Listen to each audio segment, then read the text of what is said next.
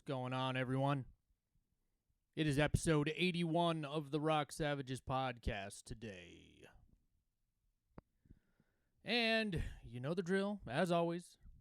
You can find all of our episodes on rocksavagepod.com. We publish on all of the major podcast platforms. You can find us there. Apple Podcasts, Spotify, YouTube, Stitcher, you name it. We are on it. If you guys want to further support the show, you can support our sponsor, Caveman Coffee. We're an affiliate of theirs. Just head over to their website, cavemancoffeeco.com, and use our promo code ROCK at checkout to receive 15% off of your order, man. And for all you YouTubers out there, we are starting to film our podcast now. So I'm not sure what we're going to do with it yet, but I think we might throw it on YouTube. We'll see how it goes. We got to get into the video editing world, and it's all new to us. So we're going to just give it a shot and see what happens, you know? And now all of that is out of the way.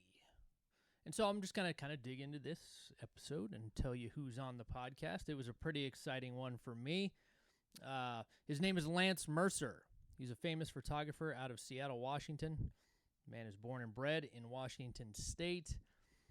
And he was part of the Seattle music scene in the 80s and 90s during the grunge explosion of the early 90s. He started cutting his teeth just taking pictures of his friends' bands, just hanging out. And a lot of his story kind of reminds me of the Ohio music scene and, you know, how it kind of made me feel just being around a bunch of musicians and photographers, movie makers, artists, you know. And I think you guys should Google Lance Mercer photography and check out his work. I know you've seen his pictures before. I mean, he's taken a lot of iconic pictures of Soundgarden, Pearl Jam, Nirvana, Alice in Chains, Mad Season, and probably all the other bands that were in Seattle at the time and probably are still there, some of them.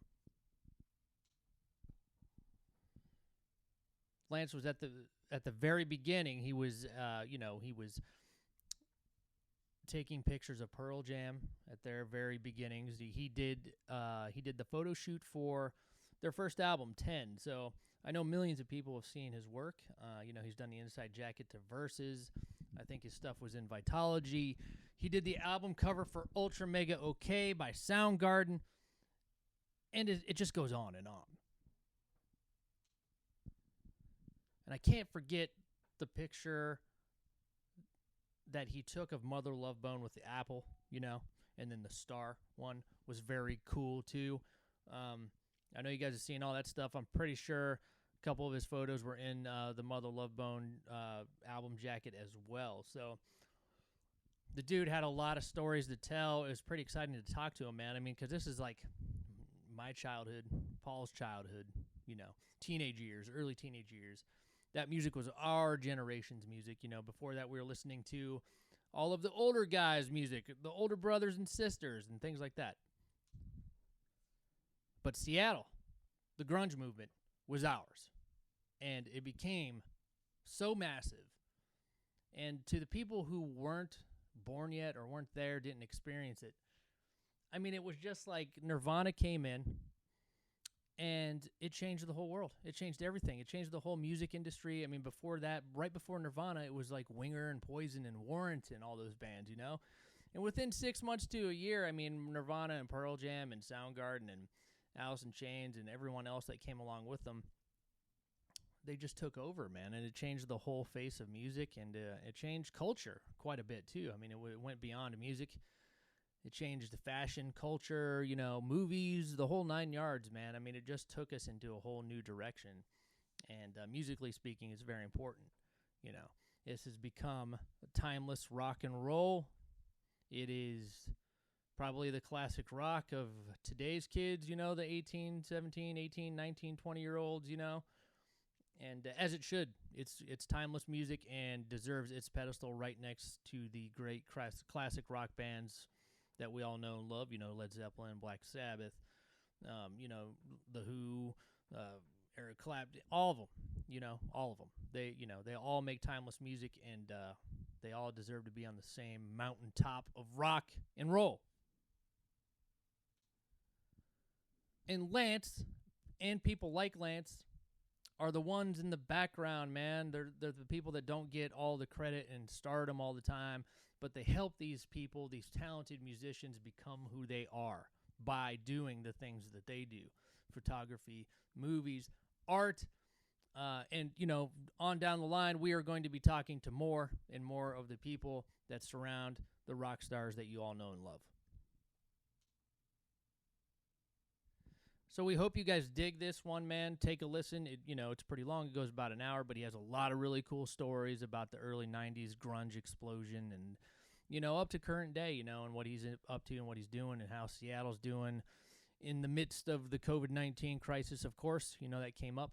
So how can it not, So, yeah, man, we'll just get into it now. This is Lance Mercer. Do you guys like coffee? I love it, man, especially cold brew. And the one thing I can't stand is coffee that tastes burned, Some of these corporate coffee companies source their coffee beans from multiple large farms. These beans undoubtedly have mold on them and need to be burned so they can use them in their batches. That sounds unhealthy and downright gross to me. I don't know about you. That sounds disgusting. The answer to this is Caveman Coffee Company. These guys are passionate about making great coffee from single source origin while focusing on quality and the health of their customers. Go to their website now and check out their nitro cold brew, their latte, their pumpkin spice, their MCT oil, and much, much more. You can head over to cavemancoffeeco.com and enter promo code ROCK at checkout to receive 15% off your orders today. Again, that's promo code ROCK at checkout to receive 15% off.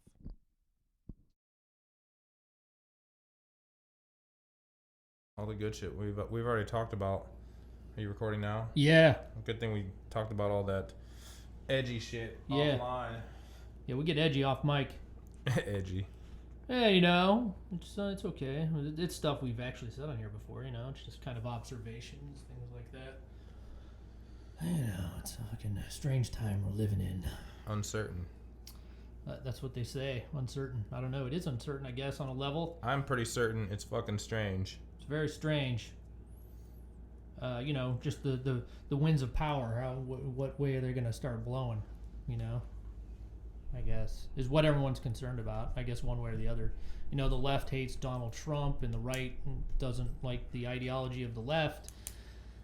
And no one's talking. They're not having any conversations, And, I might as well say it. I mean, I've been off the political train for quite a long time, and I don't really post anything about it anymore, except every now and again I'll post something that kind of makes sense. And, with all the stuff that's going on lately, with all the crackdowns on the economy and stuff, I get it. I get the concern for the unknown virus that, everyone is so scared about.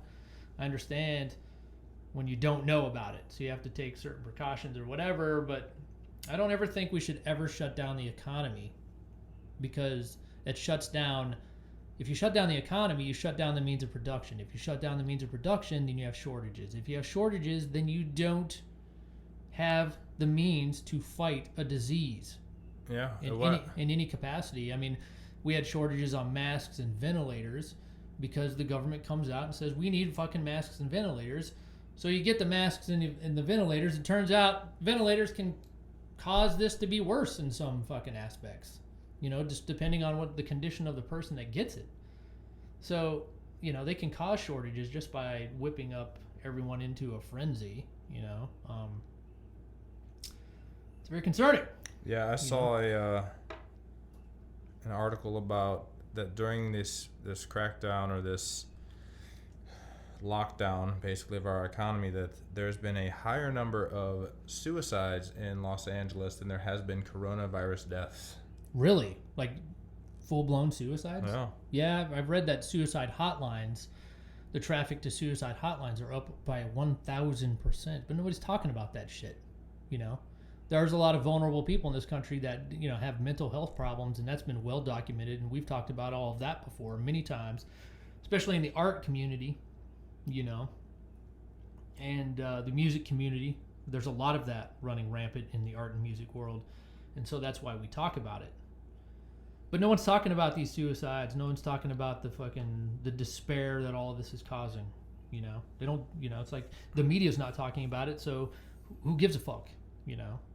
And it's sad. It's tragic, really.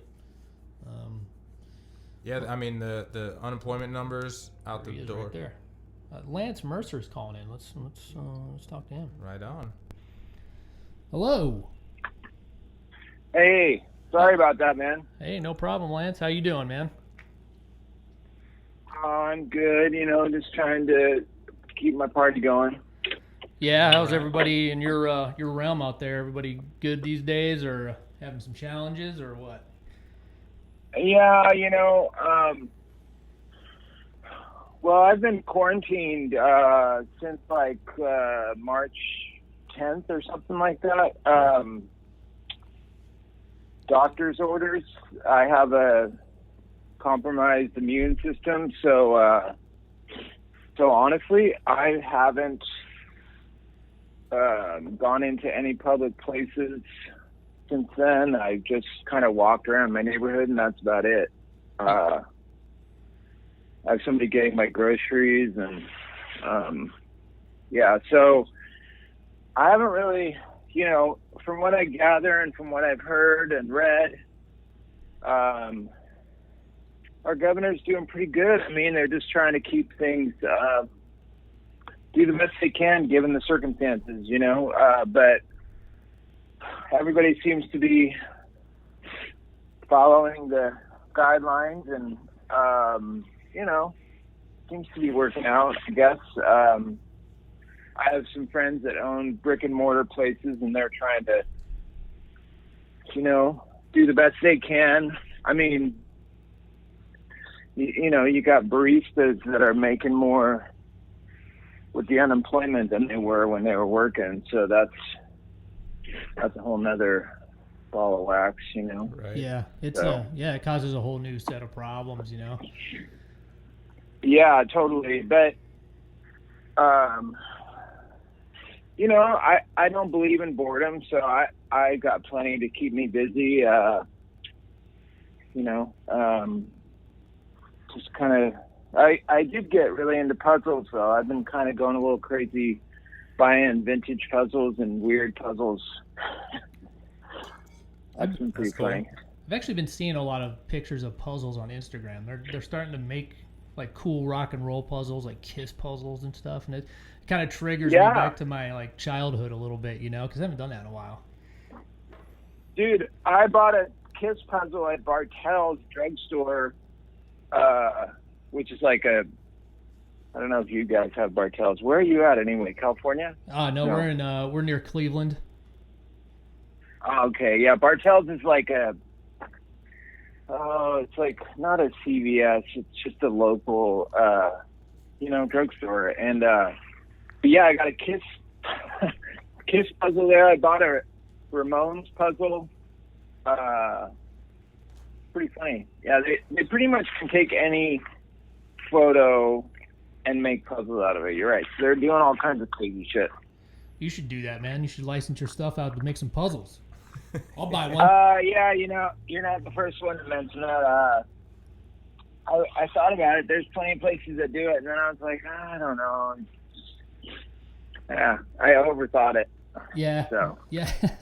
That's all right. It's kind of your thing. It's your art. It's kind of tough to give that away sometimes. Yeah.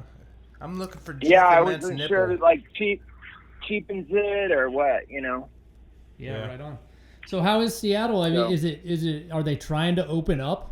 Is that what's going on, or are they still pretty locked down? Yeah. No. We're. I guess there's people that are opening up. Like I said, I haven't really seen much. A lot of stuff's boarded up.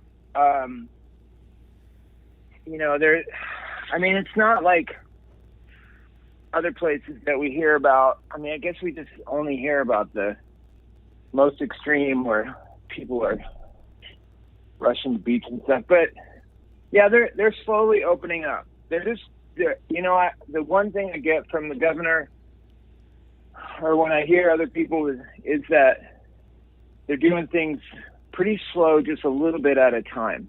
Right. To see what kind of effects it might have. And so that's,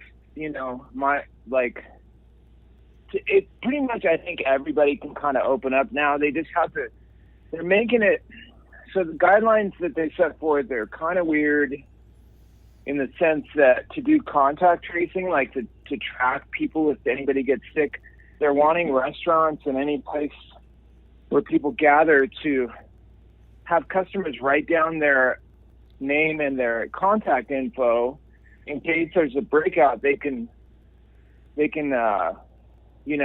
quarantine or do whatever they got to do with the people. So that's kind of asking a lot of people. Right. Yeah, there's going to be a lot of people that are like, I'm not giving you my name and number. Right. Right. Understandably. And yeah, I get that. I totally get that. Unless it's like a friend or somebody I know or a place that I frequent. So that is kind of put a damper on people opening up. They're like, fuck, what a pain in the ass. I don't want to have to deal with that. So they're still doing the to-go, right? Trying to make it as less impactful as possible. I mean, honestly, dude, all this stuff scares the crap out of me, man. I can't afford to get sick, so right. I just assume everybody has it, and I keep away from people. I don't. So I'm one of those people. Like, I don't understand the concept of you can't tell me what to do. I'm not gonna wear a mask. It's like, man, just get out, go away from yourself for a minute. I get it. I understand it. We don't want to be told what to do, but there's a lot of people like me where I could die if I got this virus, according to the stats, right. According to the scientists, like, right. I could die. So yeah, that makes you. Yeah, that makes perfect sense. We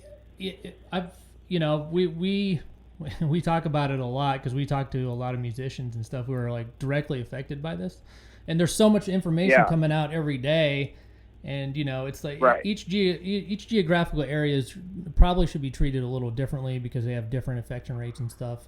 But now we're looking at the Sweden model where what they did was just quarantine the most vulnerable and let everybody else kind of interact within the economy, and they've seen good stats from that. I don't think you can treat every area like that. I'm sure Italy's a lot different, but it just depends on the culture and how people live their lives on the spot, And they trust it. I think there's just a different attitude. They all like, okay, we're going to band together and do what we got to do, and we trust each other, and we can do this together. Like, it's just, I agree with you. It's just that, I don't know, man, we just don't have that here as much, or enough. Right. Well, Seattle has a pretty dense population these days, doesn't it?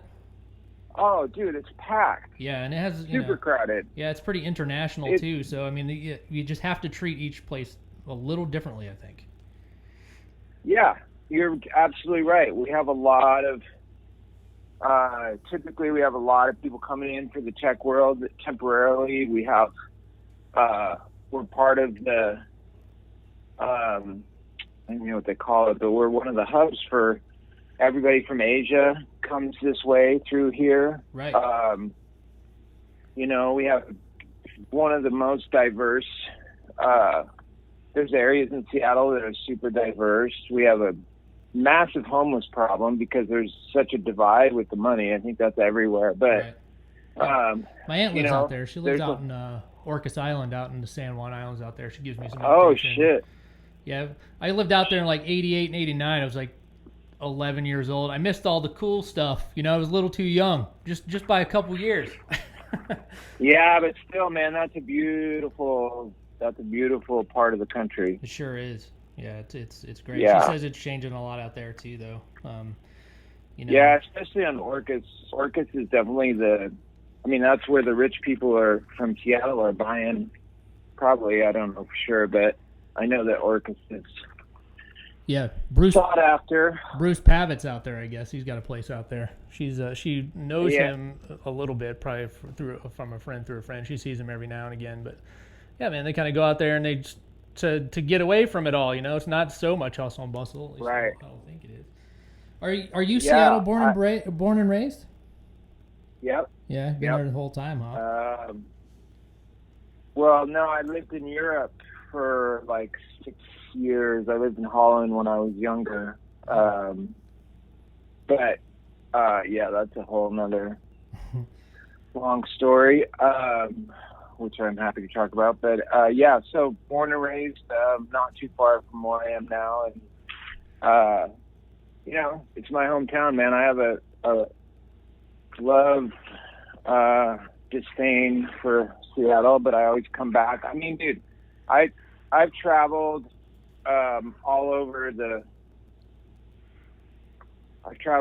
last year I did a long solo road trip, and I just toured and been around a lot, and I always end up realizing how beautiful Seattle is. I mean, you don't have to drive very far to be out in the most beautiful country, right? As far as like the Cascades and the Olympic Peninsula, and sure. we have a lot of beautiful country out here. Yeah, so, it was always nice about that. You could get the big city feel, and then drive 40 minutes out, and you're in the woods.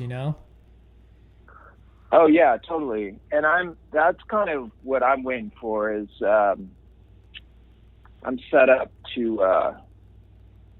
I got my rig set up to do some camping and nice. I just want to get the hell out. Right. That's some social distancing right there, my man. Yeah, no shit. Yeah, but what's weird is they're not opening the parks up. I mean, there's places I can go that aren't national parks, but the logic behind that was poorly thought out. Since the hospitals were so crowded, if you get hurt, they can't come get you. Really, you don't want to put yourself at risk, right? And take away the resources of, when the hospitals were jammed up. So, and I understood that, because statistically, though, I don't know. My friend and I were joking. What's that? I said, I don't know if that. I mean, you would think that you would want people to spread out a little bit. I don't know if are the hospitals that packed there right now. They were. Yeah, we were pretty. My ex-wife is a nurse practitioner, and she said it was pretty crazy. Mm-hmm. Not as bad as some other places, but yeah, you don't want to be that guy. You know what I mean? You don't want to be the guy that like, I decided to go out hiking and twisted, broke my ankle. They're gonna be like, really? Right. You're that guy. Just don't get hurt, man. You're gonna be that guy. That's always the goal, anyway. Well, Yeah, totally. We wanted to talk to you because one of our goals is doing this podcast is we interview musicians, but we also like to get into the people that surround the musicians and their careers, and kind of help them become the stars that they are. And I know, like we've had producers on here and authors and things like that. You're a first photographer, and of awesome. course, you had a huge influence, I think, on the imagery of Seattle in the mid 80s all the way up until the explosion in the 90s. Yeah, pretty much. I mean, I started shooting early on, man. I knew that I wanted to do this from an early age. So yeah, mid 80s. How did you develop your photography skill set? It was just matter of trial and error. I mean, because what I don't think a lot of people understand these days, especially younger kids, is how intricate and how much of a skill set photography used to be, because there wasn't cell phones. I mean, it was film. How did you get into developing that skill set? Was it just, just jumped in and just, worked at it until it got better? Or? Yes and no. I mean, I always had an interest in it from an early age. You know, I was shooting like these little, they're called 110 cameras. They're these skinny, long cameras. And just seemed like, I mean, I was just a little skater kid, you know, like punk rock skater kid. And I was destined to go that route the way people I was hanging out with and going to punk rock shows. I mean, I started going out to shows when I was like 13. And I mean, this was when it was a lot different. You know, it was a small, kind of weird, pretty isolated up here in Seattle, and the scene was small and everybody knew each other. But yeah, photography was something that I definitely had some interest in, but didn't think that I could because of the technical part of it. My dad was a hobbyist photographer, and he gave me a Pentax K1000, which was basically just a no-frills, simple camera you could buy at Kmart with a lens for $150, you know? And I kind of shot stuff around school, but just like you hear musicians talk about, you know, I thought I had to be Ansel Adams in order to be a photographer. Well, when I started getting into punk rock and I started listening to it and I was going to these shows, part of that experience was also the artwork and the imagery that went along with it. So, you know, it sounds cliche, but it's true. You know, the Ramones standing on the street corner, or the Clash, London Calling was definitely a huge influence on me. That album cover, you know, was out of focus. Like, you didn't have to be technically proficient in order for the vibe and for it to come through. So, you know, just like musicians talk about, the Ramones allowed them to be musician. You know, what they learn 3 chords and start a band. You know, like, I realized I could do the same with photography. And then I had a teacher. I went to this like hippie alternative school, and you know, I was just getting stoned and skateboarding and not doing much of anything. But this teacher, I'll never, you know, we have these, I call them pilot lights. We have these moments in our lives that there's a turn, and he was the first one that asked me what I wanted to do, and I was like, well, I want to take photos. I'm going to be a photographer of music. And he was like, all right, let's build the darkroom. And that darkroom is still there at that school, actually. But that, you know, it's kind of a bait and switch, like, got me to stay at school physically, and I dove in. But yeah, I started taking pictures of like the people I was hanging out with, and you know, the scene and the music, and the photos were terrible, man. But you got hired, or not then, but you know, not everybody had a camera because of the fact that you had to know how to develop film and print it, you know? Yeah, so much different than today. What was your first? Yeah, way different. What was your first like professional photo shoot? Where did those photos go? Was it just like for like a concert poster, or was it an album cover, or what was like your first thing where you're like, I'm going to do this for a living, you know? Oh, well, there's a couple different parts of that, but the first, I mean, you know, it started to kind of I started being known as a photographer because I always had my Pentax camera. But the first, like, I had done some band shoots, and there, you know, I got some stuff printed up, but the first big one was Mother Love Bone. Like, that was because, I mean, actually the cover for Ultra Mega OK with Soundgarden, they put one of my photos on the cover, or they used my photo for the cover, but that wasn't like, I didn't even know they did it until afterwards. Oh, really? They just snuck it in there, huh? Oh, yeah. Jeez. Well, yeah, you got to remember, they were a band 10 years before they even anybody knew who the fuck they were outside of Seattle. A lot of people don't know that. It's crazy. Oh yeah, they were way different. They were awesome. In fact, my buddy and I were just talking about this the other day on Chris's birthday. We're talking about how amazing they were back in those days. But yeah, Mother Love Bone was the first where, because I was at photo school by that point, and I knew those guys. I mean, we all ran around, you know, the music scene, and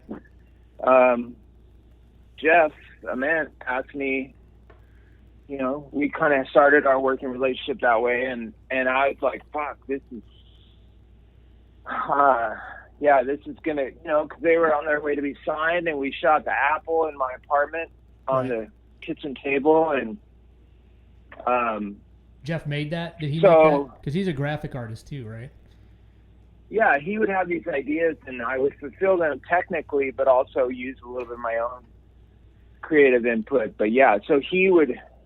We had a good working relationship. We still do, but not as often. But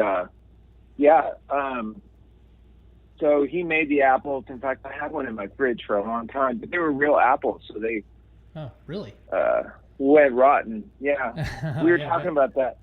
He saved his longer than I did mine, but I threw mine away. Obviously, yeah, yes. pretty funny. But it's got to be done. But yeah, they were.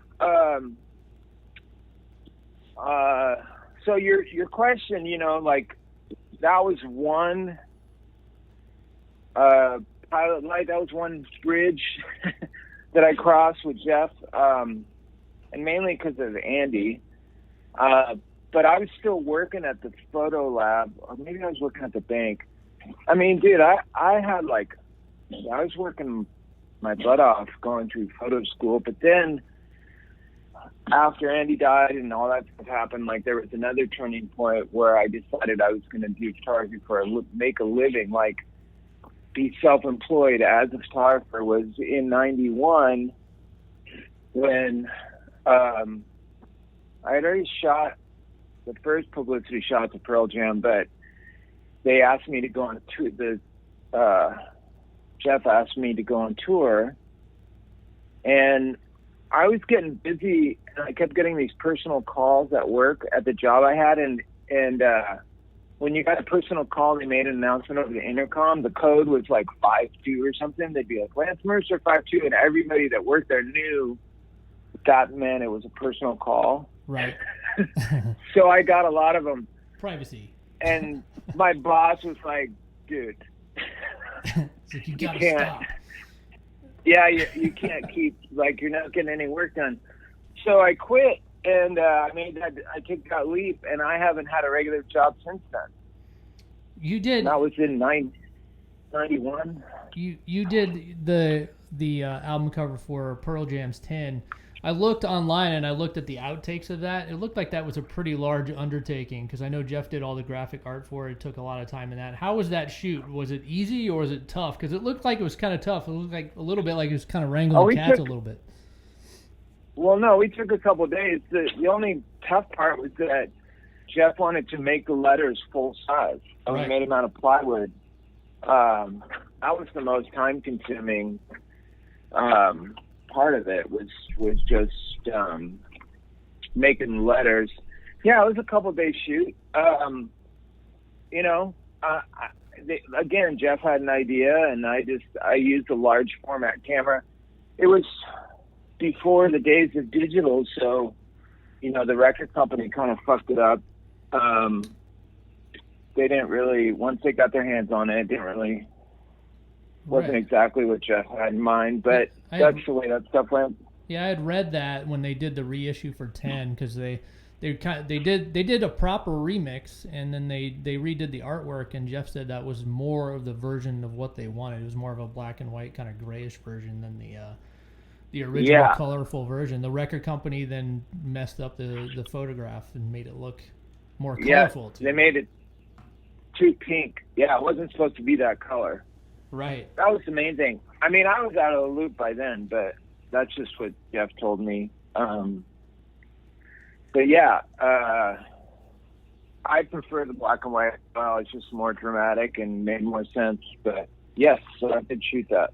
It definitely set the mood for the record. Every time I even listen, I mean, because that was the first version we saw. I mean, I bought that record on cassette before they got big. Before they did the the Saturday Night Live and all that, and it was it evokes all kinds of emotion. It kind of sets the mood for the record as a whole. So it's awesome. Yeah, I mean, I think a lot of album covers do that. I think that's why they're kind of important. So when did they hire you full time to like travel around with them? Was it after they started getting big, or was it right at the early days, or after? No, it was right around then. I mean, because they wanted to kind of keep things local and have it be people they knew that worked with them, and have it be more family kind of. And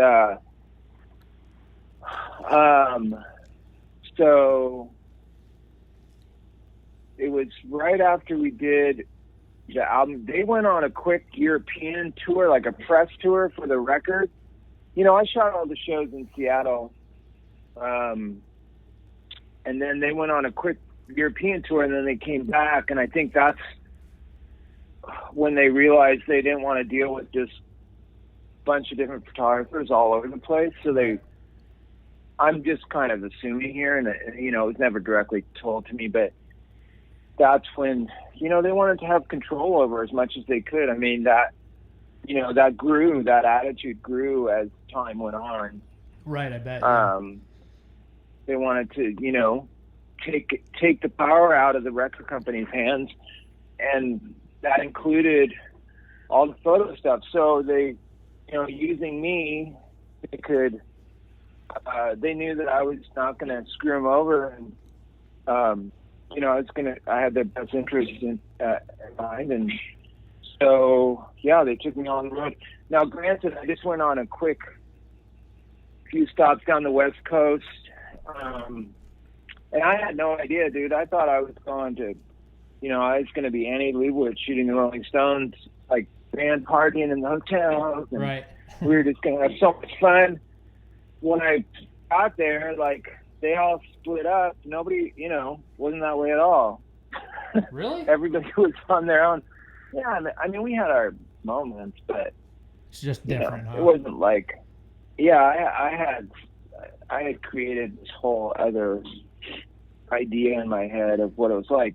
Touring is not glamorous. No, I mean, that's what a lot of people don't understand. It's hard work, man. I mean, it's grinding out. It's jumping out of the van, setting your shit up, playing the show, putting it back in the van, and hitting the road, or whatever, the bus or the plane even, Yeah, it's true. There's like, it's such a weird idea if you think about it. Like, if you were to tell somebody that didn't understand it at all and just said, okay, here's what we're going to do. We're going to put you in a van with 4 other people that are not super smart, and you're not going to get along with them very well. Right. And you're going to be together in the van for 20 hours, and then you're going to set up all your stuff and play for half an hour, and then do it again right after that. Okay, go. Yeah, right. People are going to be like, fuck you, I'm not going to do that. Yeah, right. For no money at first, too, by the way. Yeah, to like 10 people in Iowa on that's Idaho. On a Tuesday night or whatever, like, I've done that. Oh, yeah. It sucks. Yeah. But at the high, you're just chasing it, like the high being on stage. If you get that one night, it's not about trying to, doing that because you want to be famous. You're doing it because it's fucking fun when it happens, right. Man. There's nothing else like it. Yeah, I agree, man. I mean, a lot of that music coming out of Seattle, we talk. It's always in our mind. I'm 43, so that was my music as a child. Paul's too, my co-host here, and we're, it's like, I don't think it was meant to be as famous as it became. It's fantastic and classic and timeless. But you listen back to it now, and all these bands, they weren't making that music to be rich rock stars. It just kind of fell in their lap, and that kind of gets me into the next question. It's like you were also at the beginning of Pearl Jam's career, but you went right into the busiest, most hectic time, which was their second and third album. You were with them then. They obviously built some kind of trust with you.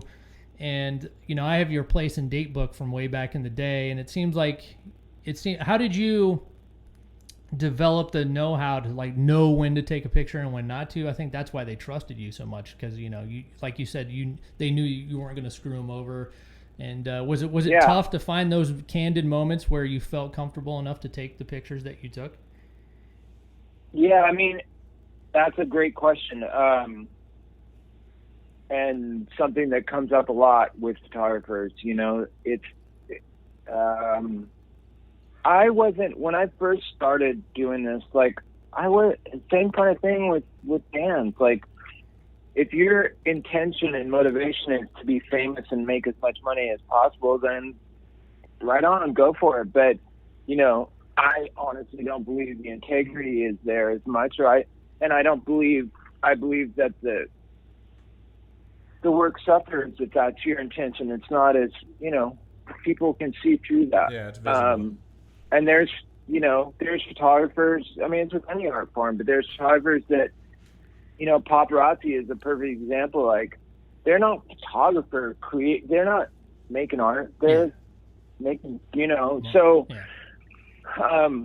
They're voyeurs. Yeah. Is it more of just a keep taking shots and just until you get shots that you can share? Is it just constantly having a camera in your hand just in case? Yeah. I mean, that's pretty much, well, yeah. So there's, you read the vibe.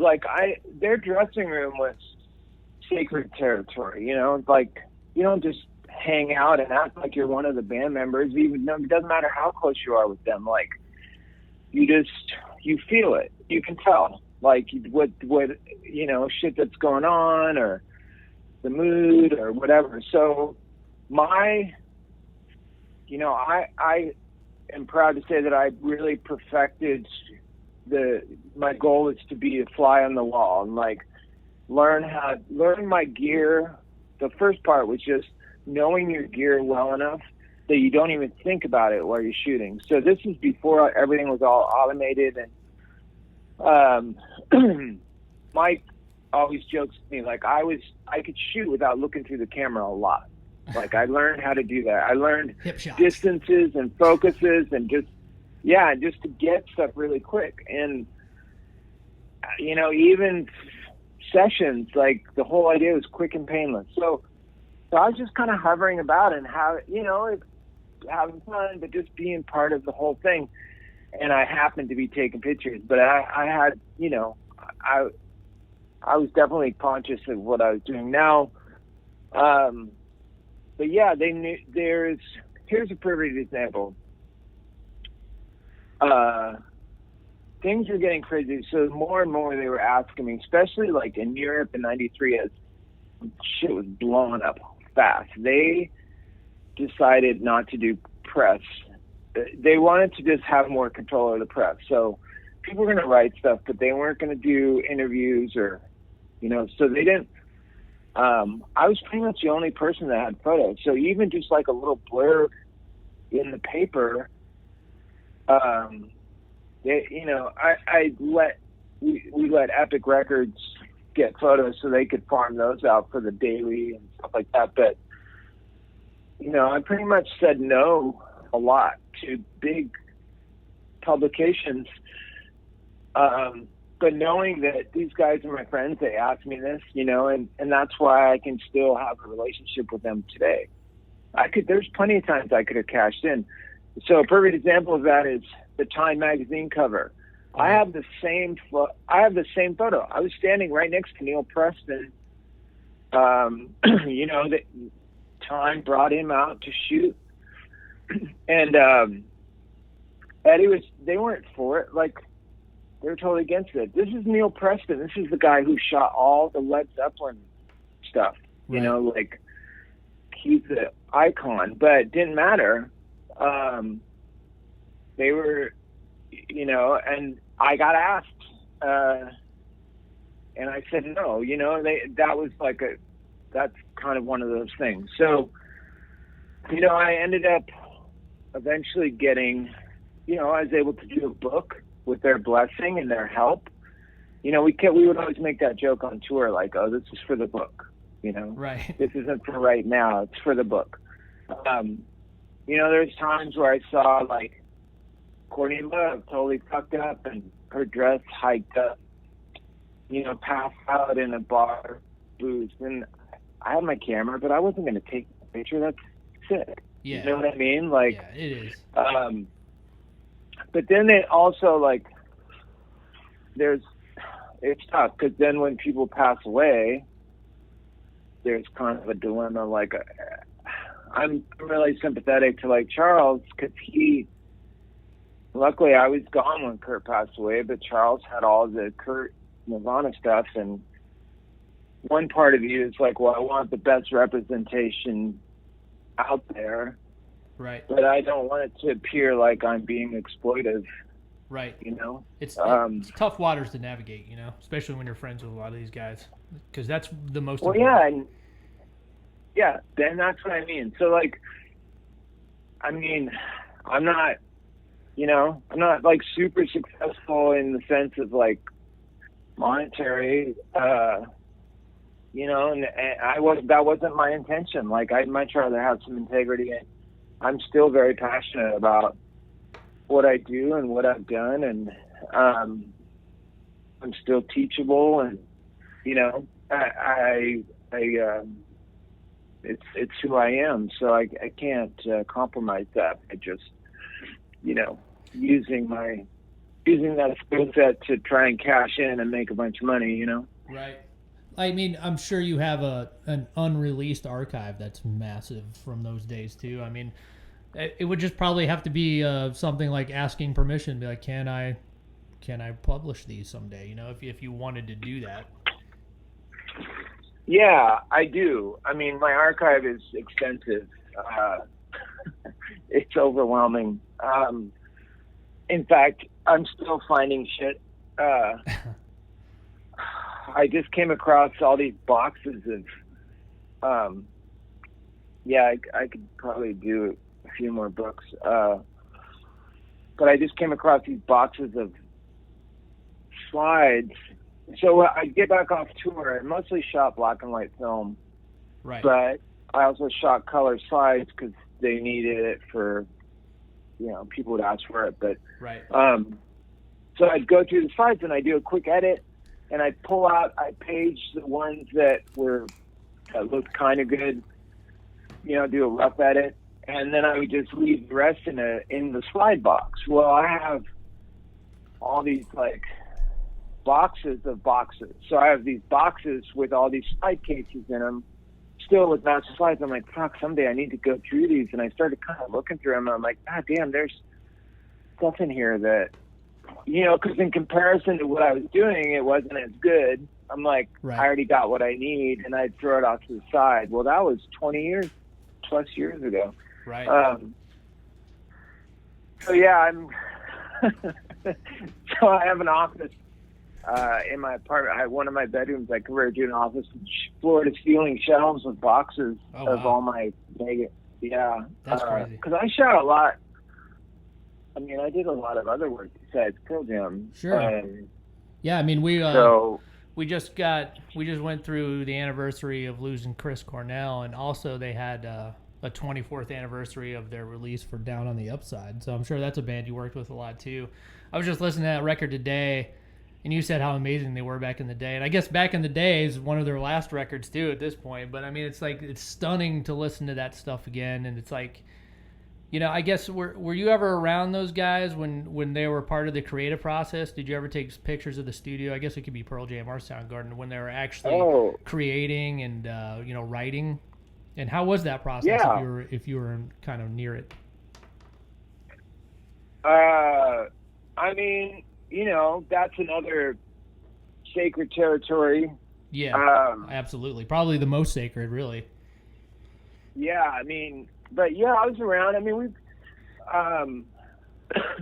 we all were, you know, close and friends, and so everybody's friendly. And usually the process that I would see would be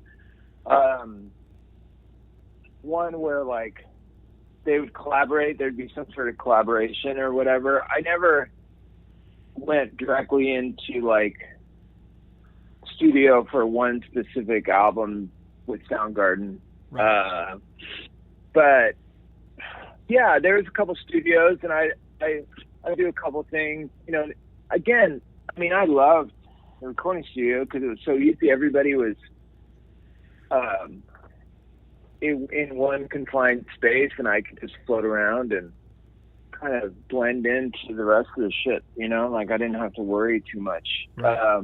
Plus, that kind of makes for some good imagery too. You know, always. I'm strange in the fact that I like recording studio photos. You know.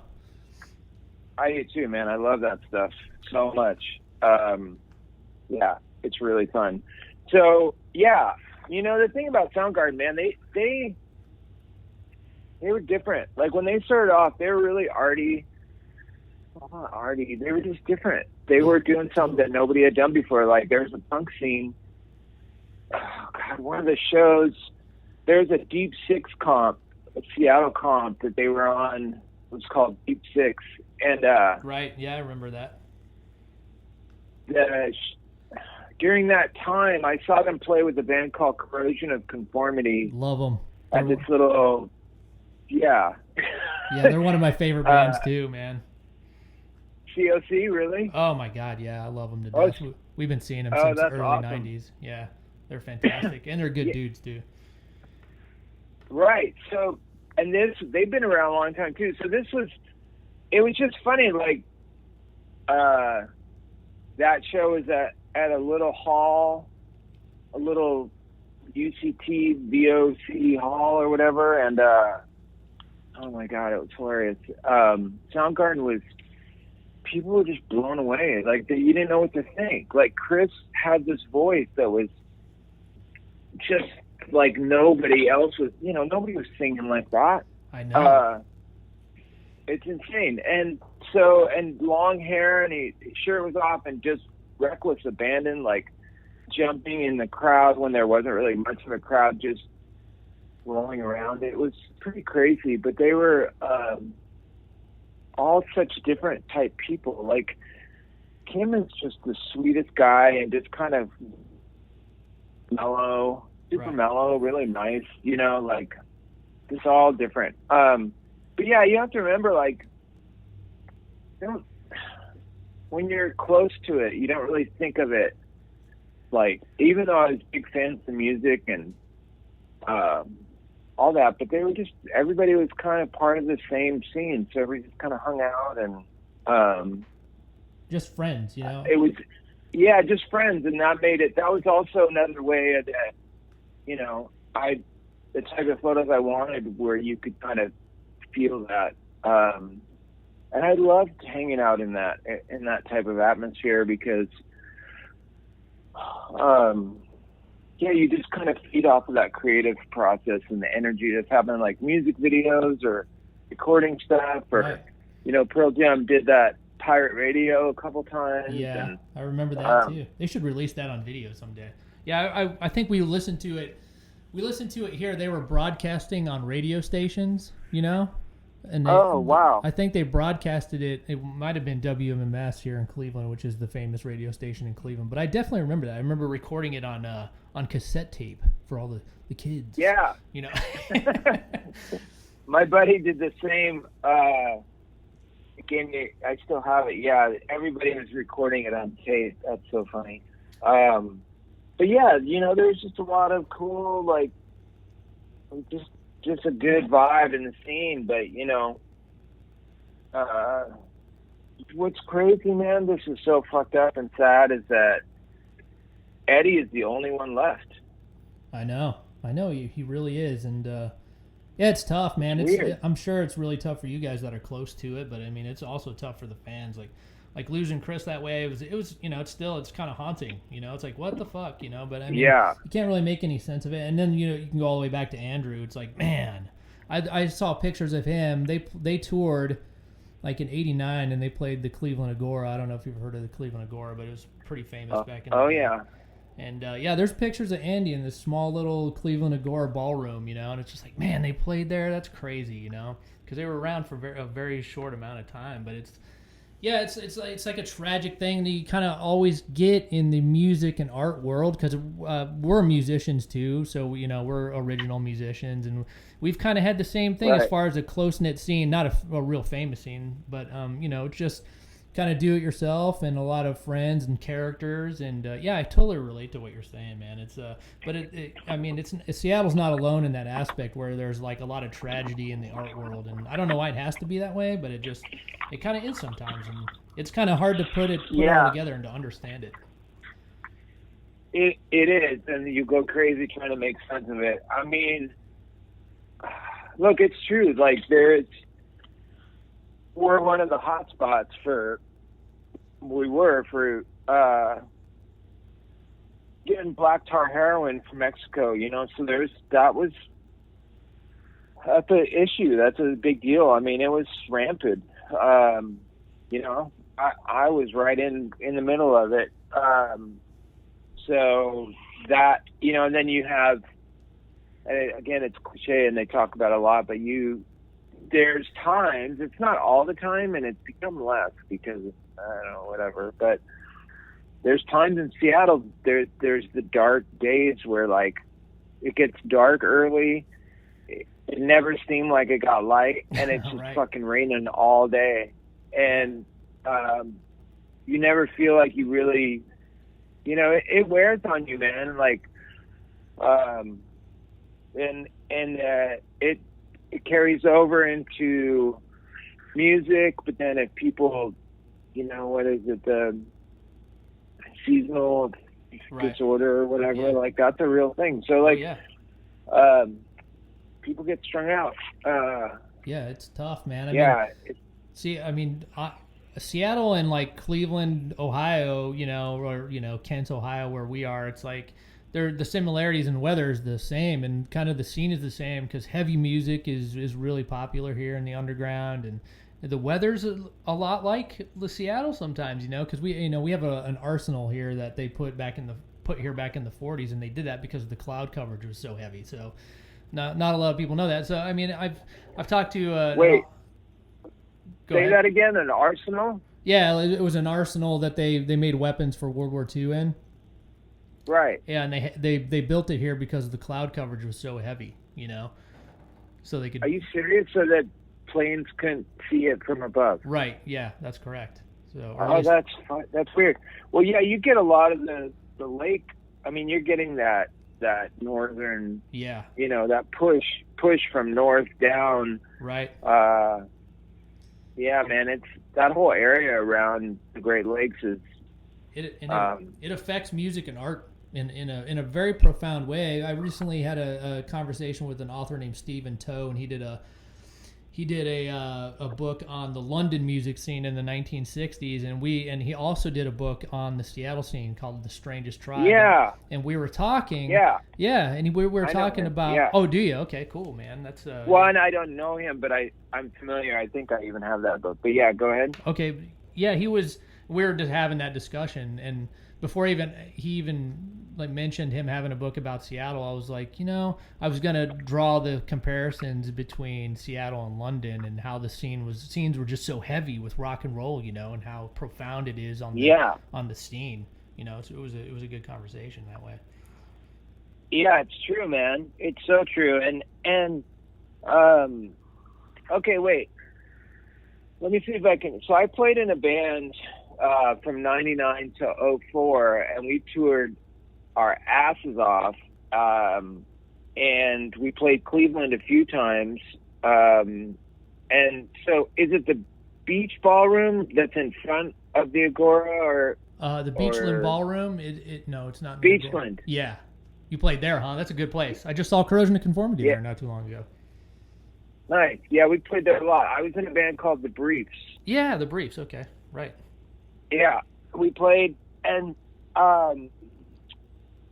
it's funny. Okay, so I don't know if it's still in there, but man, it was in there for a long time. So at the Hall of Fame, I don't know, man, there was some guy that came up and filmed me and my buddy Dan driving around in my Nova. before the Hall of Fame, and they used it for the Seattle section. It was just looping on this TV forever. It was still looping. I mean, they put it in like 96 or something. Yeah. I don't know, 96. Yeah. Somewhere in the mid 90s. Right. And that sounds it's familiar. me and him driving around in my Nova. I'm wearing I'm totally grunged out. I have like a beanie on and a goatee. And I'm driving in my grandma's old 77 Nova. It's hilarious. Anyway, I digress. But yeah. And then, man, Cleveland's got there's some history there. You know, the Rocket from the Tombs is from Cleveland. I don't know if you know about them. I've heard the name, for sure. There's so many bands out of here. It's crazy. Well, Dave started a band called Perry Ubu, but then the rest of them went to New York and started a band called the Dead Boys. Yep. Cheetah Chrome, and they were originally from Cleveland. That's right. I don't know who else though. What are some of the bands in the 90s that were coming out of that area? In the 90s, geez. Well, the Black Keys, they were the most recent big band to come out, but that was early 2000s. Disengaged. They're from Akron, aren't they? Yeah. We're pretty close to Akron, actually. We're about 5 minutes. Oh. Yeah, we're. I always say we're near Cleveland because not a lot of people know Akron right away when we're talking to them. So we're more in the Akron area. But yeah, I mean the Pretenders were from here. Devo was from here. Oh well, yeah. Dude, I know that. I mean, that's totally true. Like, I think of it. Yeah, I didn't realize they're so close because Devo. You know, when we went to Akron, we got punked because there's this big myth for a long time that there's an Iggy Pop museum. In Ann Arbor. They always say there's an Iggy Pop museum in Ann Arbor, and you're like, no, there isn't. We were driving around looking for it. People were laughing at us. But, Akron's cool. I was just out there on my trip. In fact, I was hanging out with a friend in Detroit, and I went through Akron a couple times. Anyway. Akron's a cool town. I like that area out there, man. It's I went up north to the peninsula and did some camping up there. It was super fun. Right on, yeah, cool. In Michigan though, not in right, yeah. You know, there's what do they call it, the UP? You know what? I've never been to Michigan. We're right next to it, and What? I've never been. I never went to Detroit or anything yet. I always go south or east. Yeah, it's pretty, man. Detroit's got a kind of a cool thing happening up there right now. Like, well, I don't know about right now, but it was pretty neat. The art scene, the music scene, the food scene, things were happening up there. It reminded me of early days in Seattle. I really hope that after all of this is done, that the music and art scene kind of explodes because people are just in their houses and confined. Yes. It's like hopefully everyone's writing songs and making records right now, and doing whatever, writing books or whatever they're doing, painting pictures. So when we can all get out here, there'll just be an explosion of creativity. I can only hope as much, man, and I hope it's the same way where you're at now. What are you kind of up to now? Are you still doing a lot of photographs, or are you just kind of hanging out? Oh no, man! This is, like I said, this is this is who I am and what I do. I agree with you. I haven't even thought about that. That's a good point, man. I think you're right. There's been a lot of creative, cool shit that I've seen people been doing. I stopped looking, but it just seemed like some of the ingenuity of like having to make things work virtually and digitally, and there's some people doing some cool stuff. Yes, I am. It's always evolving and changing. Basically the bread and butter and the mainstay of my work is selling fine art prints from back in the day through, I have a gallery that reps, well, they don't rep me, but they carry my work, the Morrison Hotel Gallery in New York, and they have one in LA, and I think they got one in Hawaii somewhere. But So they carry my work, and that's awesome. I'm humbled by being there, because the company that some of the other photographers they have there are some of my idols for sure, and music photographers. So and then people get a hold of me, and I sell prints to, man, I've been doing everything from these huge, like 44-inch by 70-inch murals of some Pearl Jam shots that I have. To like smaller ones. People, it's awesome, and I'm always surprised, and I never take it for granted when people because these are people, this is what they, either they grew up with this music, it had a profound impact on their lives, and I don't discount that, I'm very aware that, so there's that, and then there's collectors and all that shit, but the rabid fans that want every little thing. Right. But yeah, so I do I do a live printing, and that's something I can do while I'm here during this time, but I'm also going through the archive. I still have years of scanning I could do with the negatives that I have to digitize them. So yeah, it's crazy. I hope you do it soon, man. I'd like to see a lot of that stuff. That'd be so fun. I mean, well, yeah, and I have a lot already. But here's a perfect example. People call, get a hold of me, which I'm not the easiest. I'm not the best at having my name and out there. Right. But people get a hold of me, like this art director wanted some shots of this band Pavement. Oh yeah. And I hung out with them for a few days, did a couple of shows. So I got all these behind the scenes stuff, and they're doing a box set, and so I had to scan. I'm like, yeah, I got some cool shit, and so I spent the last couple of days scanning. That's really time consuming, because I have to go through each. I can't just make a contact sheet. Right. Anyway, so I do that, and then license things here and there, and but that's mainly that. But I definitely the great thing about what I do is I can go in all these different directions. So last year I went on this solo trip around the country. I wanted to kind of do some exploring, but I also want to do portraits of people around the country, specifically cancer survivors, because I'm one of them as well. So so I'm kind of thinking and trying and working on that a little bit, and seeing if that's something that'll pan out. But yeah, so I got different ideas. I'm also wanting to do a book, not just a band specific book, but just people have been encouraging me to, because I went back, there was some stuff from the 80s, just like I was talking about, hanging out in the punk scene. Right. Some of that stuff that I'm finally kind of digging into, and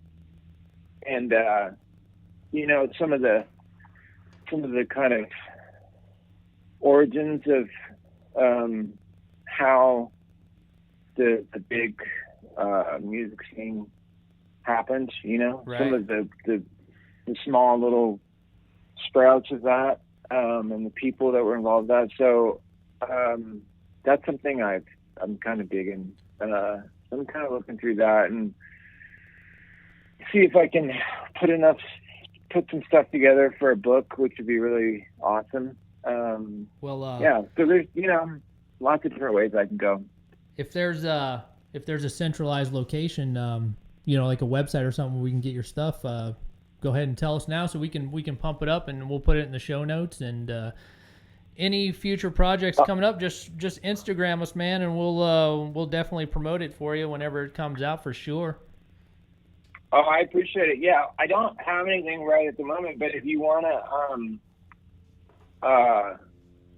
I'm happy to, if you needed some photos to show of my work, you know, I don't know, how would that work? Like, do you guys just do it on your Instagram or something? We could, yeah. We, of course, give you the credit for it. We could maybe do a project. I don't know. Do you have a website? No, I lost my. I haven't finished it, to be honest. I lost my name. Somebody took. I did have a website a while ago for a long time, and then when I got sick, it lapsed, and somebody fucking took my name, which is. That's bullshit, man. I hate that shit. I mean, people sell it too. They sell it for an astronomical amount of money. Well, you know what you can. I mean, it's so easy to build your own website now. You can go on on Squarespace or Pix or something. Oh yeah. It is so easy. I'm not tech savvy at all, and I run our own website, and it's so slick. You can put a domain on there and anything. And they're not a sponsor of this podcast, so we just use their products. Well. It's so easy. You can put a store on there and everything, and just run it yourself, so nobody can steal your stuff.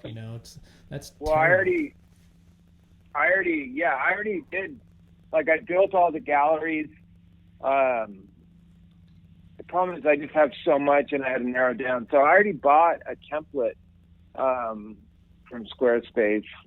I got pretty far along. I just haven't. They're getting free I have advertising. Domains and everything. Yeah. Well, I just haven't finished it, so Well, I look forward to seeing it, man. My time's drawing to a close because I think my old lady's gonna get mad at me. But Oh yeah, okay. It's a holiday weekend. I'd sit here and chat with you for another 2 hours if I could. But Oh, it's all good, man. I got stuff to do anyway, so Lance, I just kind of ramble on. I appreciate this, man. This was a thrill for me, and it brought me back to my early teenage years. I've been staring at your photographs like millions of other people for years and years. So I really appreciate you taking the time to talk to us, man. It's been really cool. And again, if you have any projects coming up that you publish, I'll keep an eye on you, and feel free to shoot us a message, and we'll promote it as best we can. So just take care of yourself out there, man. And I really appreciate the conversation today. It was great. Yeah, likewise, man. Send me a link when you guys get it done. Okay, awesome. Thank you. All right. Take it easy. All Be right, well. Cheers. Thanks, man. Bye-bye. You too. Bye.